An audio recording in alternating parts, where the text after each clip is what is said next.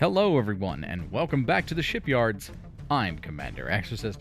This is episode 12 of the After Action Report, my weekly show where I go over the news and happenings in the Space Engineers universe. Before we get started, if you enjoy the content I create on this channel, then be sure to like the video, subscribe to the channel, and make sure notifications are turned on so that you don't miss any of my Space Engineers content. Let's see what's going on out there. It's a relatively slow news week as there was no Friday developer livestream because Keen held a modding showcase last Monday. The results of that showcase and some details about modding and the future of SE2 were covered in last week's After Action Report. You'll find a link to that video in the description below. We'll most likely learn some good information in this week's developer livestream, currently scheduled for Friday, August 8th at 5 p.m. UTC, approximately 7 hours from the time this video goes live, on the Keen Software House YouTube and Twitch channels.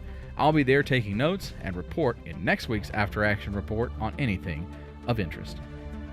Thursday's Dev Diary was filled with progress updates for SE2 courtesy of internal playtesting on the studio's much more complete and functional version of the game. Safe zones are being worked on internally and, according to Merrick, are simple and effective since anything inside the zone cannot take damage. These zones were covered in a recent Dev Diary where he explained that, in contrast to SE1, the goal is to have them be short in duration and to decay over time so that players cannot create impenetrable fortresses in multiplayer. Safe zones will arrive sometime after multiplayer hits in SE2. A first-time user experience has previously been discussed for survival mode, but Merrick revealed this week that a prototype of the feature is also in work for creative mode.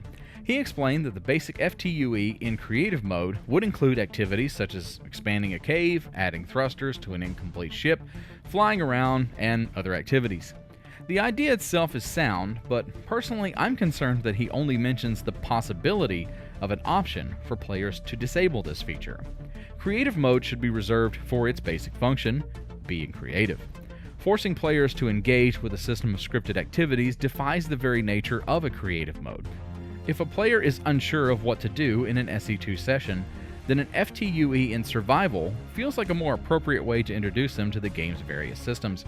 When a player boots into creative mode, there should be zero restrictions or expectations except to explore, experiment, build, and experience.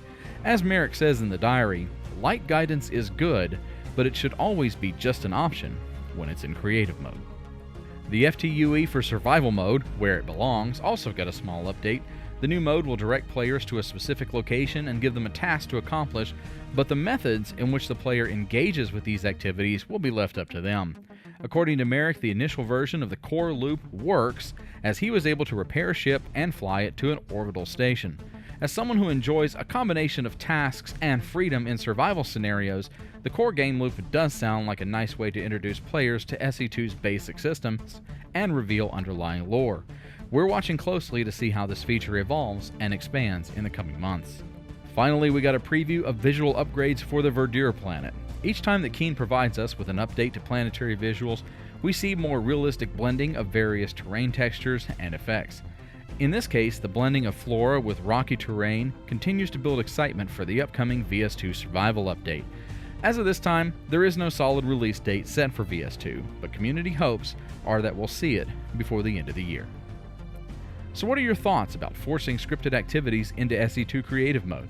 Do you enjoy having these tasks, or are you a blaze your own trail kind of engineer? And what is your biggest hope for the arrival of VS2 in Space Engineers 2? Let me know in the comments below, and I'll be back next week with more Space Engineers. Until then, I'm Commander Exorcist. Take care, fly safe, and I will see you out there.